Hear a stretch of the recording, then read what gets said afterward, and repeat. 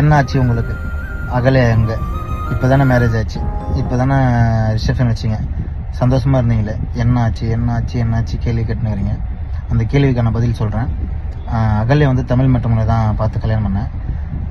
First நாளே வந்து அவங்களோட நடத்தை சரியில்லை. சரி ஓகே, நம்ம மேலே அன்பாக இருக்கிறதுனால அப்படி இருக்காங்கன்றது நினச்சேன். அன்றைக்கி மறுநாளே 10,000 காசு கொடுத்து அனுப்பிச்சேன். அதுக்கப்புறம் அவங்களோட த்ரோட்டாக வாட்ச் பண்ணும்போது பப்புக்கு போவாங்க, டம் அடிப்பாங்க, ஓகே எல்லாம் ஜாலியாக இருப்பாங்க. அது வந்து இன்றைக்கி வந்து கேஷுவல் அப்படின்னு நினச்சி விட்டேன். அதுக்கப்புறமும் வந்து மோனிஷா வந்து தப்பாக வீடியோ போட சொன்னாங்க. நானும் முட்டாள் மாதிரி சரி ஓகே மோனிஷா தான் கெஞ்சினுமே வரலையே, அதனால் வந்து சரி இவங்க சொல்கிறாங்க நம்ம கிட்ட உண்மையாக இருப்பாங்கன்ட்டு வீடியோ போட்டு அசிங்கப்படுத்திட்டேன். அதுக்கு மோனிஷா சாரி, நீ தப்பான பொண்ணு இல்லை, நான் அன்றைக்கும் சொல்கிறேன் இன்றைக்கும் சொல்கிறேன், அவனால தான் இப்படி ஆகிட்டேன்றது. இந்த வீடியோ கொஞ்சம் லென்த்தாக போகும் பார்த்துங்க. அதுக்கப்புறம் வந்து இப்போது ரீசெண்டாக ரிசப்ஷன் வச்சேன். அதுக்கு முன்னாடி தாலி கட்டின வீடியோ போடும்போதே நம்ம கம்பெனி ஃபோனுக்கு எல்லா டீட்டெயிலும் வந்துச்சு.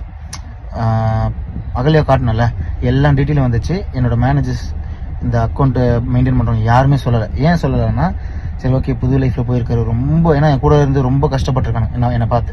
அதனால் வந்து சரி ஓகே இதை அப்படியே மூடி மறைச்சிருவோம், இது முன்னாடி தப்பு தானே, முன்னாடி பண்ணியிருக்காங்க, இது வந்து இது கொண்டு வரத்தாலன்ட்டு விட்டாங்க.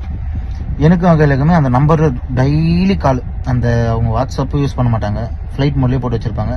நான் இப்படி வந்துட்டேன்னா வாட்ஸ்அப் ஆன் ஆகிடும், ஃப்ளைட் மோட் ஆன் ஆகிடும், கால்ஸ் வெயிட்டிங் வரும். நானே 4 பேர்கிட்ட பேசுனேன். நானும் கேட்பேன் அவங்க ஹஸ்பண்ட் பேசுகிறேன், டேய் நான் யாரும் போய் கால்றா அப்படின்னு.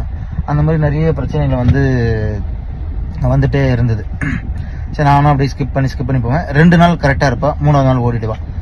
சரி என்னடா இது சின்ன பொண்ணு 25 வயசு தானே, நானும் அப்படியே போயிட்டு இருக்கேன். அதுக்கப்புறம் குழந்தைங்க காசு கொடுக்கக்கூடாதுன்னுவான், அதுக்கப்புறம் உங்கள் அம்மாவுக்கு கொடுக்கக்கூடாதுன்னுவான், அதுக்கப்புறம் எல்லாமே வேணும்னு சண்டை போட்டுகிட்டே இருப்பான்.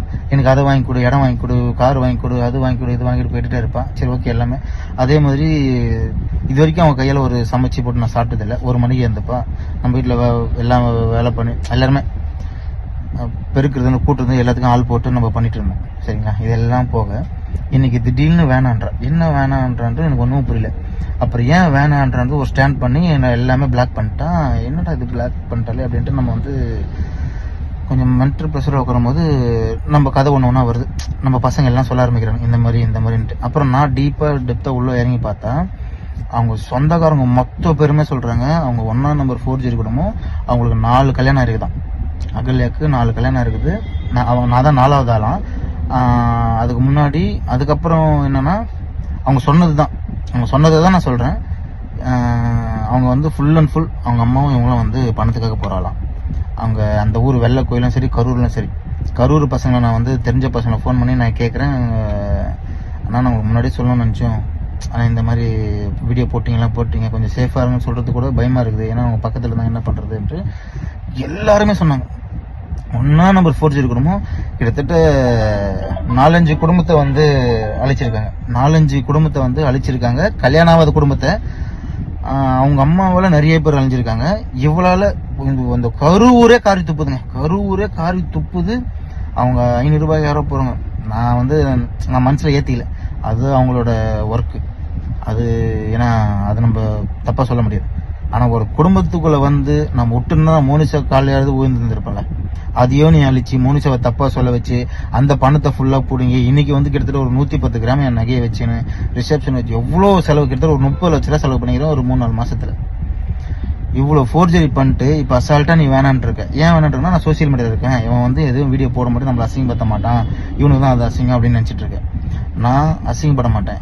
என் மக்கள் நான் ஸ்டார்டிங்லேருந்து எப்படி வந்தேன்னு தெரியும். நான் எல்லாருமே சொல்லுவாங்க நீங்கள் ஒரு பிராண்டாக இருக்கீங்க, நீ அதெல்லாம் கிடையாது. நான் இன்றைக்கும் ஒரு மனுஷன் தான். என் மக்கள்கிட்ட எல்லாத்தையும் நான் ஓப்பன் அப்பாக பண்ணிவிடுவேன். அன்னிலேருந்து இன்ன வரைக்கும் சரி, என் மேலே ஒரு தப்பும் இல்லை. அந்த பொண்ணு கல்யாணம் பண்ணதான் தப்பு. இன்றைக்கி 1000 பேர் சொல்கிறான் அவங்க 1ஆம் நம்பர் 4G குடும்பம், ஃப்ராடு குடும்பம், கேவலமாக சொல்கிறாங்க. அது ஓகே, அந்த ஒரு 110 கிராம் நகையை மட்டும் வாங்கிட்டா ஓகே, அது அப்படியே எதுவுமே அந்த குழந்தைங்களுக்கு கொடுத்தாச்சு, குழந்தைங்க நல்லாயிருக்கும். ஆனால் இவ்வளோ கேவலமாக இருப்பான் நான் கொஞ்சம் கூட நினச்சி பார்க்கல. கடவுள் கண்டிப்பாக உனக்கு ஒரு ஆப்பு அடிப்பார்.